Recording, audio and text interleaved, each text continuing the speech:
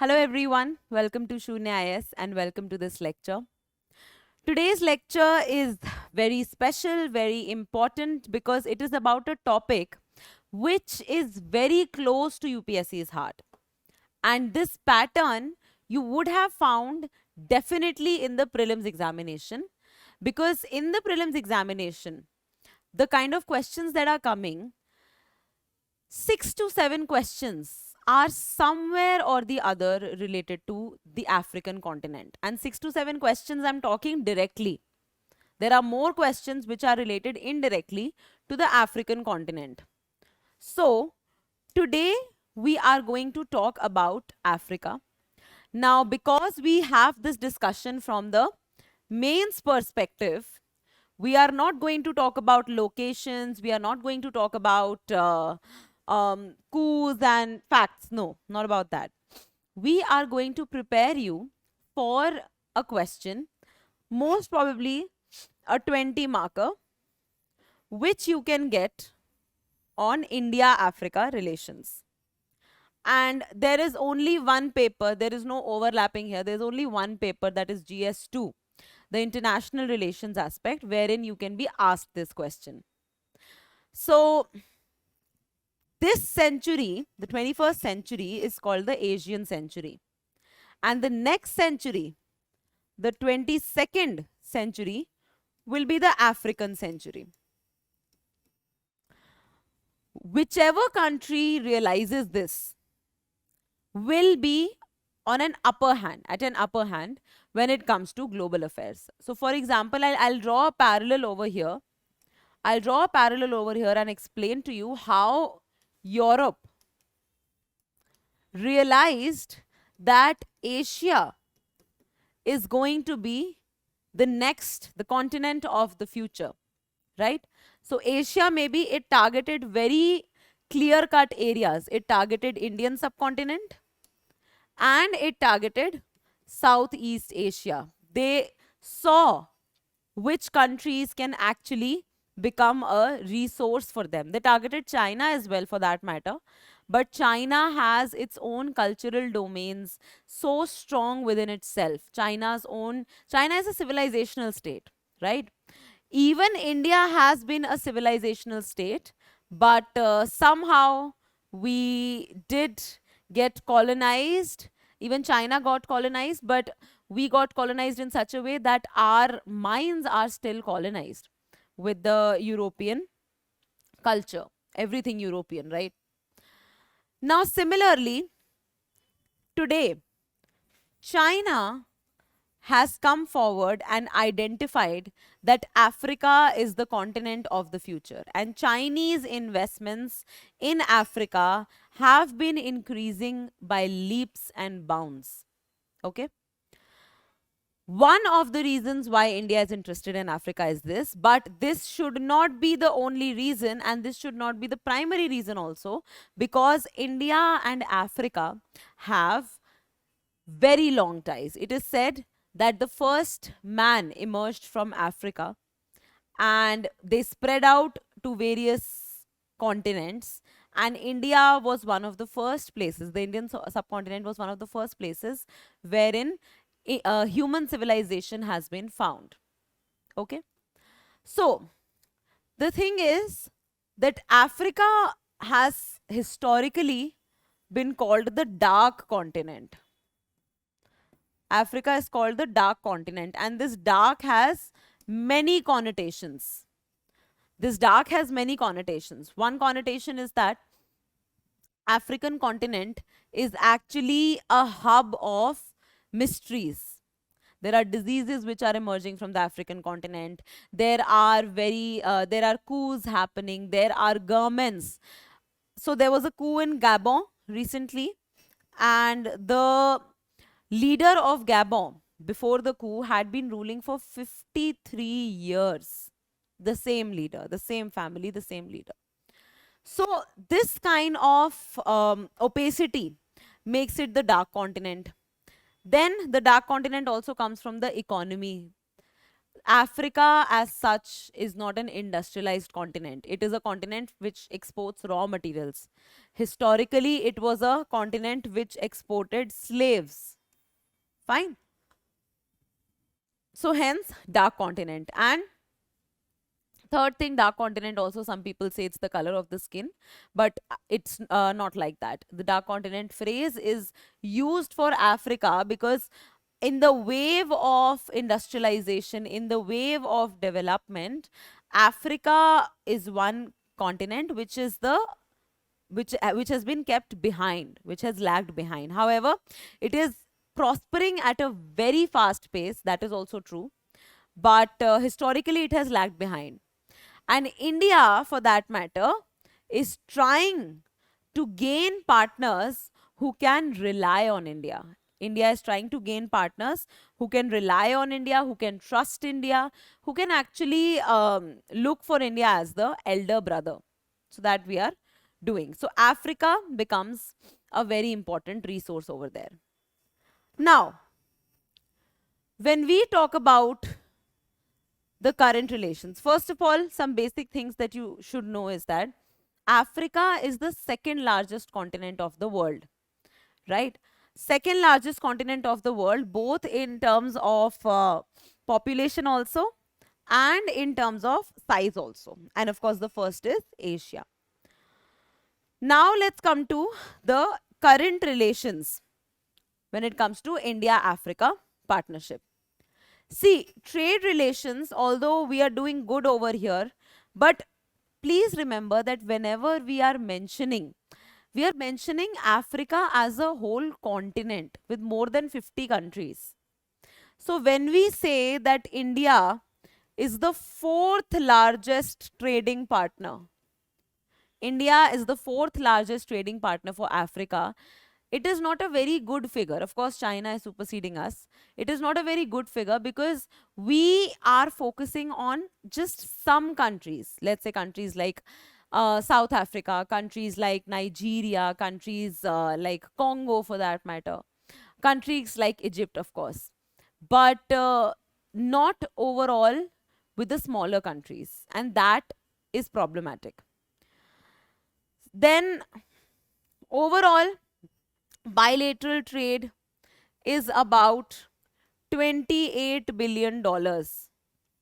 Bilateral trade is about $28 billion, which can be much more.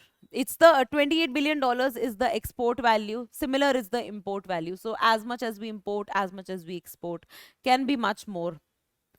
Then this is very interesting.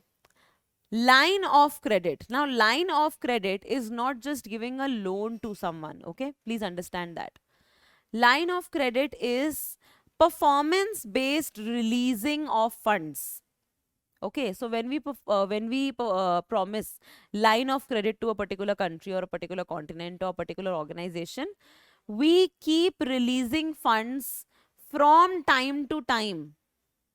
We keep releasing funds from time to time according to the performance of their infrastructural projects and the performance of the assets that we are trying to create.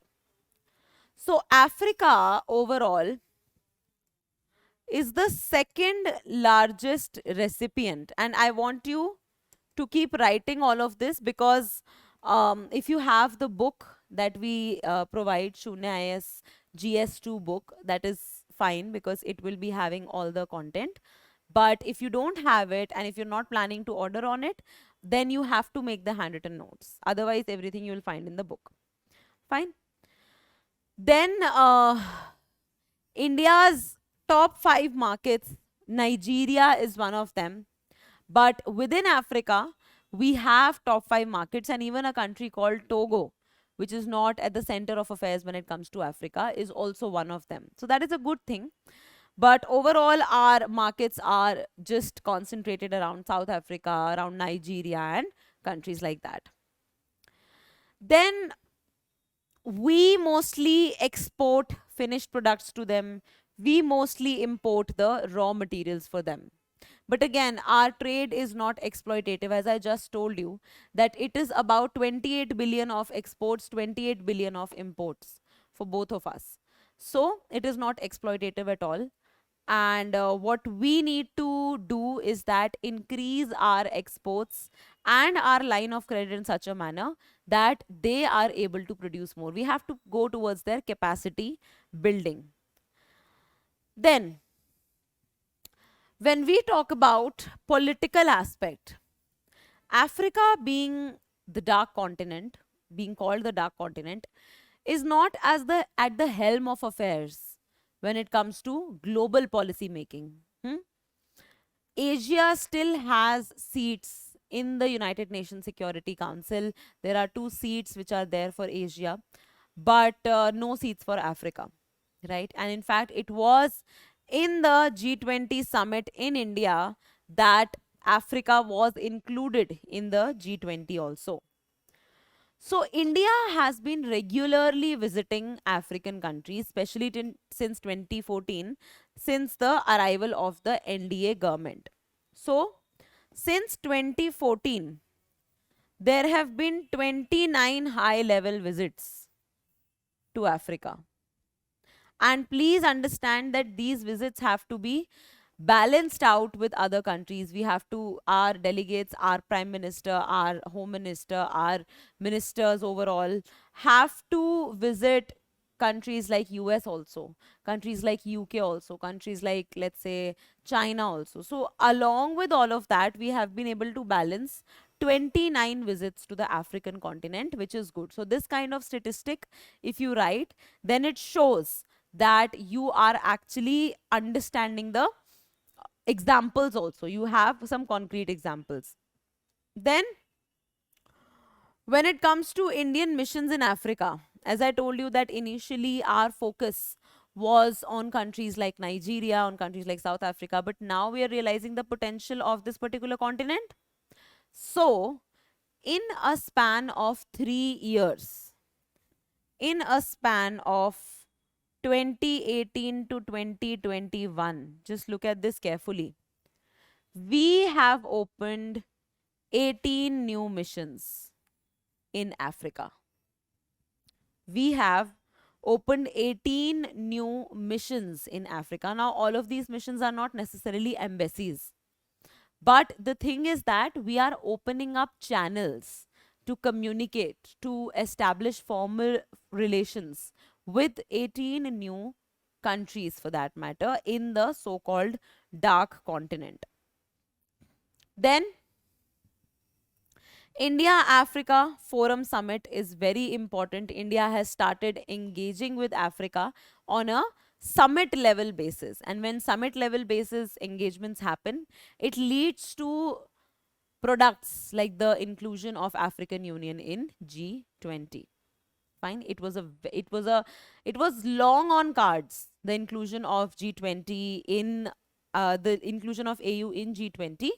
But the fact that it happened under Indian presidency meant that India-Africa relations are going towards their peak right now. Then, what else has India contributed towards Africa? See, we are not exploitative, so we have not taken slaves from Africa. We do take resources, we pay for them. But peacekeeping, United Nation Peacekeeping Force, UNPKF, we have contributed and we have stationed around 6,000 soldiers, Indian soldiers, on African land. So there are about 5 conflict zones where in totality 6,000 Indian soldiers have been stationed in Africa as of 2023. A huge number. We don't even understand. They're not even fighting for the Indian army. They're fighting for the United Nations peacekeeping force. They're trying to keep the African countries safer for the people. So 6,000 of our soldiers are stationed over there. Then this is very important. AFINDEX 19, the Africa India field training exercise. Fine. So we are also engaging in security improvement.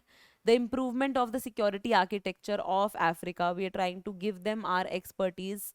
And a major reason for that is also because China is trying to give them our expertise, their expertise. But any which way, we are following into the footsteps of China as of now. Okay. Then, cultural, of course, we have the linkage of Mahatma Gandhi, who did contribute in the Boer War, who did contribute in talking against the apartheid regime, who talked about equality between the whites and the blacks. That is there. Then Nelson Mandela is there. Martin Luther King is there. These are the people who always are in popular discourse talking about how the India Africa solidarity has emerged over the years. The India Africa solidarity has emerged over the years because we have common pains of colonialism, common pains of what we went through as colonies on at the hands of Europeans, right? And that is why Africa would trust a China, Africa would trust an India, but Africa might not trust European countries again. You see, in Gabon, the coup was against the ruling dispensation. Why? Because they said that they are ruling on the behalf of the French authorities. Gabon was a francophone state. What is francophone state? The countries like there is Commonwealth for the British, that is similar to francophone states which were earlier ruled by France directly. So francophone states. Then a very interesting aspect is that Africa is engaging in and learning from Indian models of self-help groups. Fine. How? There are two countries, and write this: Ethiopia and there is South Africa. Ethiopia and South Africa. They are working together with the Kerala based SHG called Kudumbushri. You must have heard about Kudumbushri. They are trying to synergize the energies of women, trying to bring them into the workforce and trying to make them effective monetary resources for that matter, and empower them through financial independence. So, Ethiopia and South Africa both are partnering with Kudumbushri and trying to understand their model. Kudumbushri is the SHG of Kerala. Right? That is there. So, moving forward, when you get a question like this, you have to assert that why are we even talking about Africa as a continent? Fine, it is indeed the dark continent. So your reasons might be over here in your mind, but if they are not on the paper with a lot of clarity, then there is no point. Okay. So first is geostrategic, right? Geostrategic, when it comes to security, we are sharing the Indian Ocean waters. We are sharing the Indian Ocean waters, and we are also in the vicinity of Chinese Belt and Road Initiative. Although slowly various countries from Europe, from Africa, they are trying to come out of the Belt and Road Initiative, but still we are in the same domain where China is trying to expand its footprint. So for that matter, the Horn of Africa region, which is this region, the Horn of Africa region, if this is the African continent, this is the Horn of Africa region, which is connected with West Asia as well. It is very important for our security, and you would be knowing that how it is connected with the Persian Gulf and the strategic choke point called Strait of Hormuz.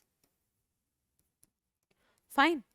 So if African countries are friendly towards India, and if they give them enough room to actually maintain their forces around, in and around the Gulf of the Strait of Hormuz, then our imports and exports to West Asia and Europe are pretty much secured, right? You know for a fact right now we have in Oman, we have a port called Bandar Abbas, and the Chabahar in Iran, which has gotten delayed.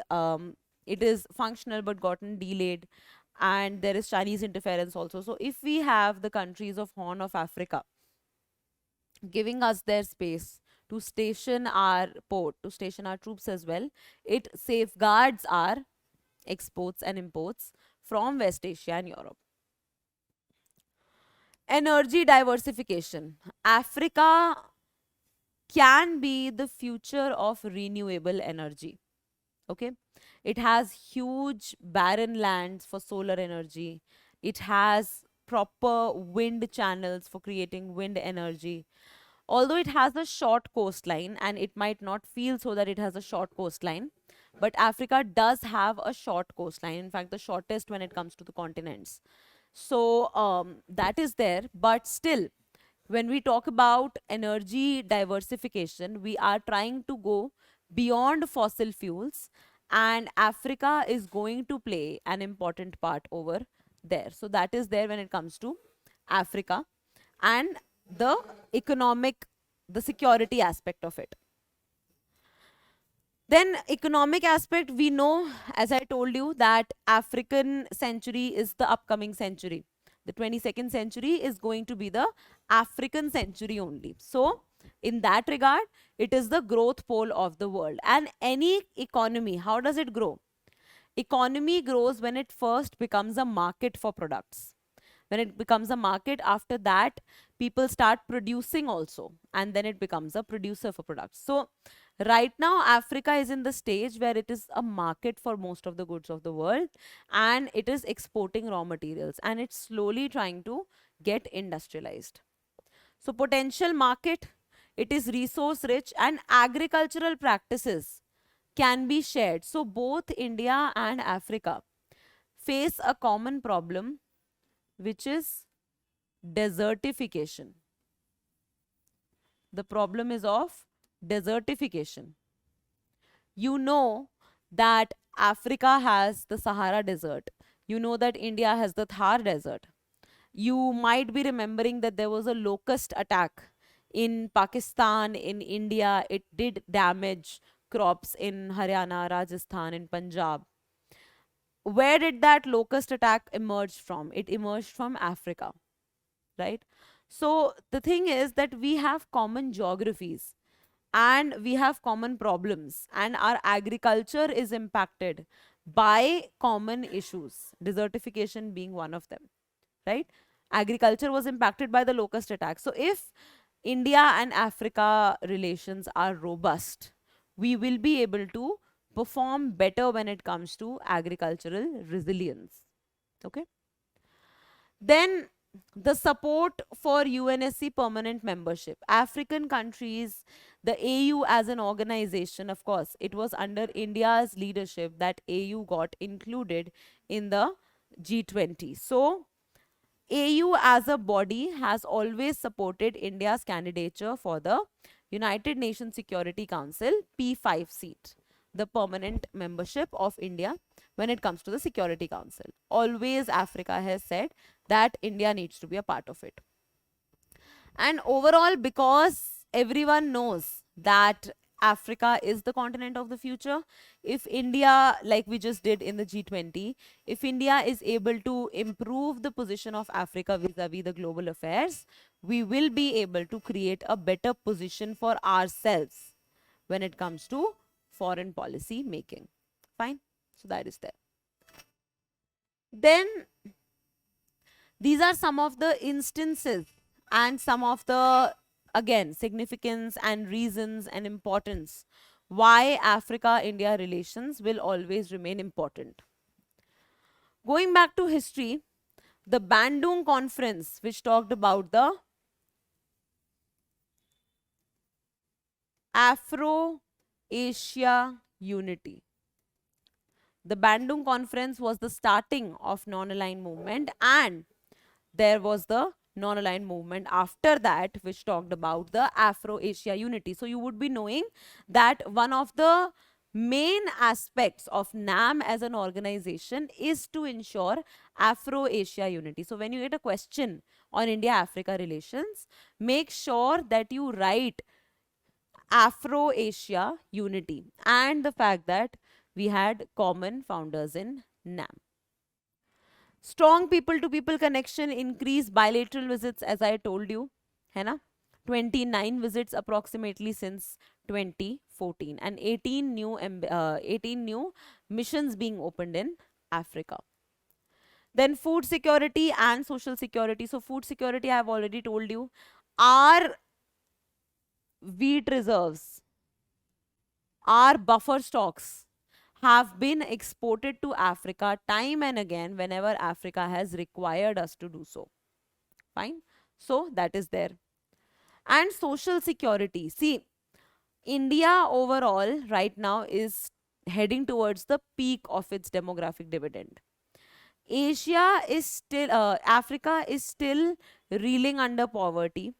So there are instances where Ebola like diseases emerge in the African continent, and when the medication or the vaccine for any of these diseases gets available, India is one of the first countries to export it to Africa, like we did with the COVID-19 vaccine as well. So social security. Then convergence of interest in WTO. Even our governments support our farmers through subsidies. Even the African governments have to support their farmers through subsidies. So that is how we are supporting at WTO. New global order. It is called the decline of the West. You can write that. Decline of the West and rise of the rest. What is it called? Decline of the West and rise of the rest. That means who are the rest? It is Asia and Africa primarily. Because even Australia comes into the West for that matter. And cooperation in UN, I already told you that. India-Africa maritime strategy, and this maritime strategy is pretty much centered around stopping China from controlling the entire Indian Ocean waters. Non-traditional threats. There are traditional threats like privacy. There are traditional threats. There are traditional threats like privacy. There are traditional threats like economic exploitation. But there are non-traditional threats like the digital domain, right? So even here, India is engaging in capacity building of the African people. In fact, Africa overall as a continent is the biggest receiver of I-Tech assistance. Fine. India's I-Tech assistance, Africa is the biggest recipient of that. Then our bilateral trade has increased, and we do engage in capacity building programs in Africa. That is very important. The I-Tech program that I told you about, you can write this in capacity building program. We are trying to increase the technical capacities of African people. Asia-Africa Growth Corridor. This is being developed by India and Japan in collaboration. So both these countries are very friendly towards Africa as a continent and very helpful to increase Africa's stronghold in overall world affairs. So please write this, Asia-Africa Growth Continent. And strategically, as I told you, we need to battle the Chinese influence. Africa is resurging, India is rising, and we need to tackle common enemies like terrorism. So there's privacy because of the coasts and everything, but there is terrorism as well. And terrorism in Africa manifests itself in a very different manner than it manifests itself. It's constant. For India, we have always seen terrorism as certain sudden blasts or sudden, shocks for us. For Africa, it is a constant feeling of threat that is being under terrorist influence. Fine. But now, of course, we have multiple challenges, and these challenges, please note them down, because we have to produce these challenges when we talk about India Africa relations. Because the fact is that India is not the largest trading partner of Africa, it's the fourth largest. And why it is also fourth largest? Because it's the largest country of the world when it comes to population. So it's just the scales that are tilting in the favor of India. But overall, there is no extra effort that is going. Why? Because there is lack of a common policy, towards Africa. So we have a look west policy, we have a look east policy, we have we have Act East policy, we have Central Asia policy, we have neighborhood first policy. But what do we have for Africa? Is it only that we engaged in NAM and Africa is a part of the global south, so NAM is supposed to represent Africa? No, we need to have a dedicated strategy for Africa as well, because if nothing, we are at least sharing our maritime borders, and that makes a lot of importance. So there are pending summits do not get completed on time, conflicts in the region. There are mostly the countries in Africa are not democracies, and India is not very enthusiastic for engaging with countries which are not democracies. That you would be knowing. So that is why it is very problematic when we see that we are not able to engage with Africa. Then financial limitations of India, we cannot invest as much money as China can over there in the continent. Attack on Africans in India, there is a lot of racism that Africans face in India, and you would be knowing a lot about it. Because if you see, and India is one of the dream countries for many Africans. Just, like China is, Canada is for us. So India is like one of the dream countries for many African people. And when they come to India and when they settle down here, they get all the eyes, they get all the racism possible, and that impacts, right? Impact of COVID-19 in Africa. Even before COVID-19, there was Ebola, and poverty has increased to that level that now food security has also become a problem. Although Africa was the biggest recipient of aid when it came to getting aid from the entire world. However, the population, second largest populated continent of the world, population is such that it could not actually recover in that good a manner. Then there is Chinese presence, of course, in the form of ports, in the form of the Belt and Road Initiative.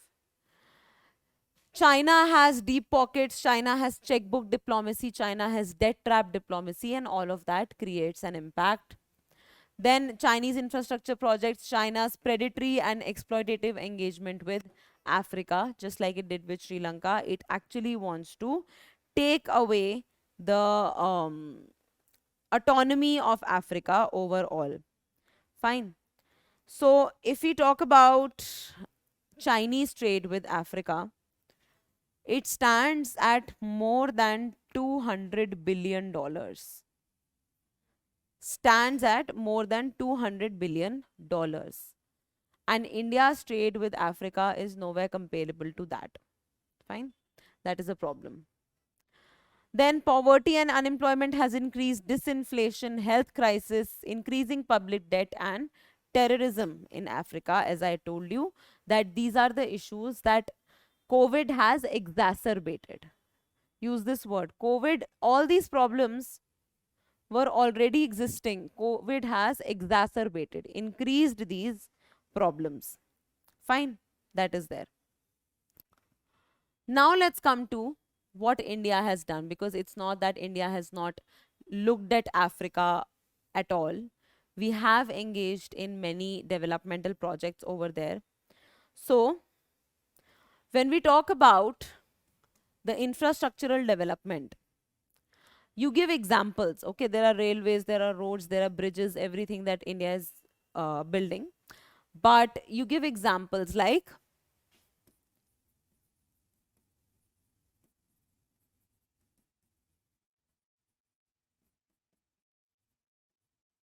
Tazara Railways in Tanzania, like Tazara Railways in Tanzania, which India has given assistance in building. Then we have also engaged in agriculture and food security. Agriculture and food security. So, when we talk about agriculture, we just don't talk about the food aspect of it, right? So, we have Indian companies have created flower farms in Ethiopia. You would be knowing that we are having our national horticultural mission, right? So we have engaged in, our companies have formulated flower plants in Ethiopia, Indian companies. So that is good. Then healthcare and pharmaceuticals, and this is beyond the obvious, right? This is beyond the obvious vaccine export and all of that. This is about Pan Africa E Network project. It is about Pan Africa E Network project.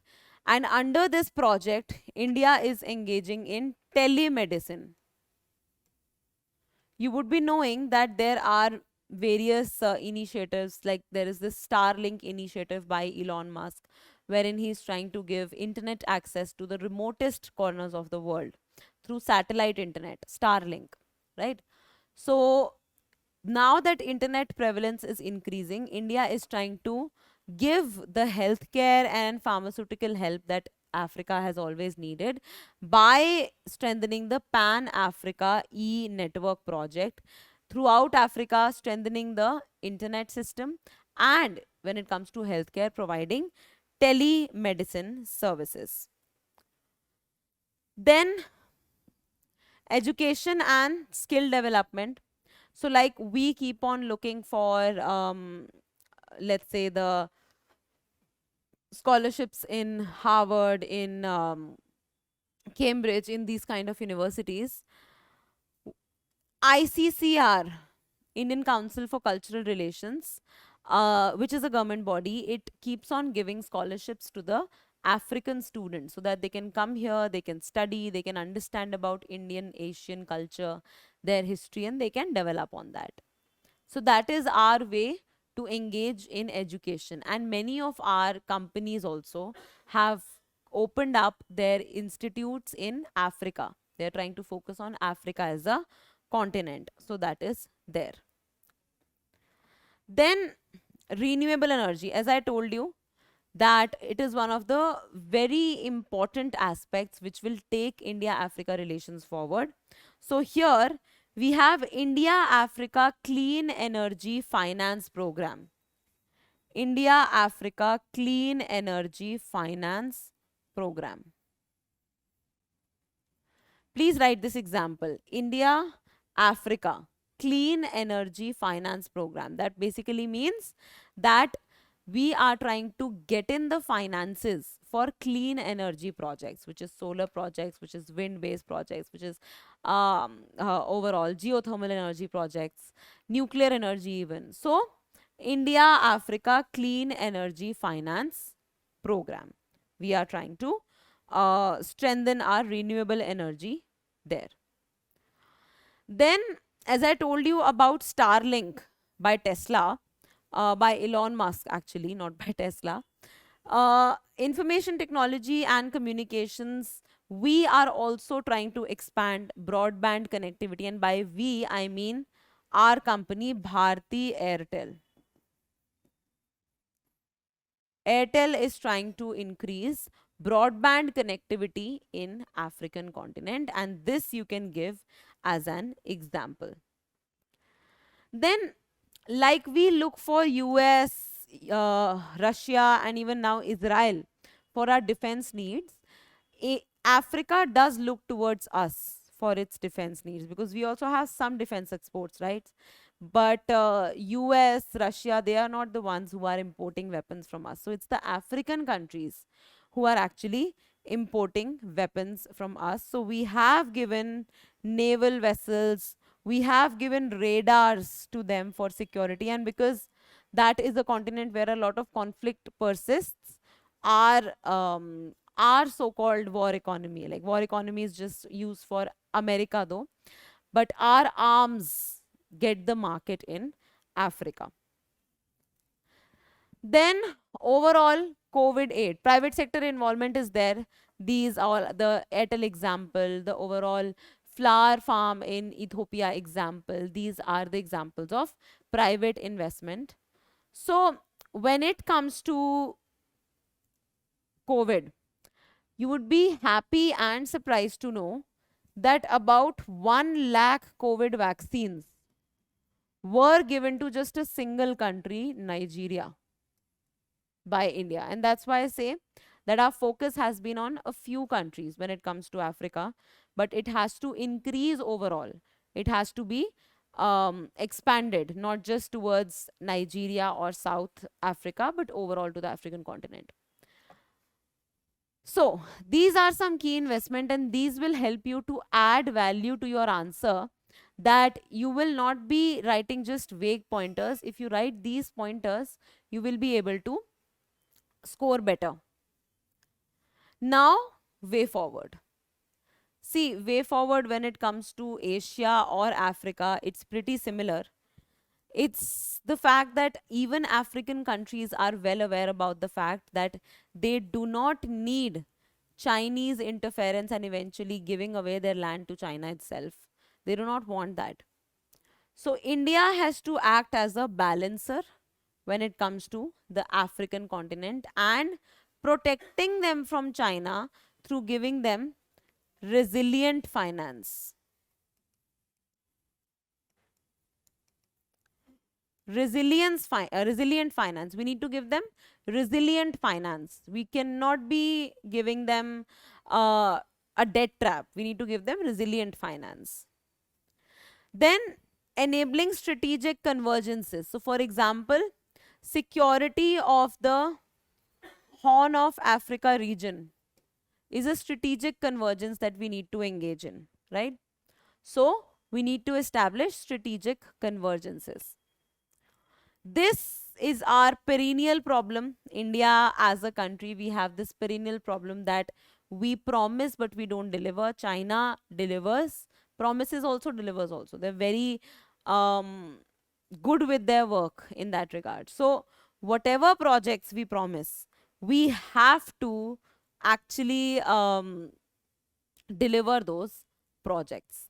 ठीक? Then 10 guiding principles for India-Africa engagement. These are called the Kampala principles. These are called the Kampala principles, and they are given by Prime Minister Narendra Modi in Kampala, right? So they are primarily focusing on non-reciprocity. Africa being the dark continent, so-called dark continent, India cannot expect reciprocity from Africa when it comes to developmental aid. So these 10 principles, they tell about not expecting in return from Africa and focusing on African development. Then preventing overall global rivalries. So Africa should not become a ground for proxy wars. And Africa is very aware of the fact that it might become a ground for proxy wars, just like India became a ground for proxy war for England and France during the Indian Carnatic Wars, right? We became this proxy war area, which Africa should not be becoming. And becoming voice of the developing world, and whatever joint projects we have, like we just talked about the Asia Africa Growth Corridor, we have to deliver on those joint projects and have to create more joint projects also, because Africa is the continent of the future. So I hope you have enough examples with you, you have enough pointers with you to prove to the examiner that why Africa is important, how we have already taken the steps that needed to be taken, but so many steps are yet to be taken. We need to deliver what we promise, and that is what we need to do when it comes to the India Africa relations. So with this class, you are very well equipped to handle any question when it comes to India Africa relations, because if there is no sudden incident, let's say, when it comes to Africa, the kind of questions that can be asked are only these, that what are the convergences and divergences of India Africa relations. So I've told you all of those, and I hope you derive some value out of this lecture. I'll see you all in the next one. Thank you for watching.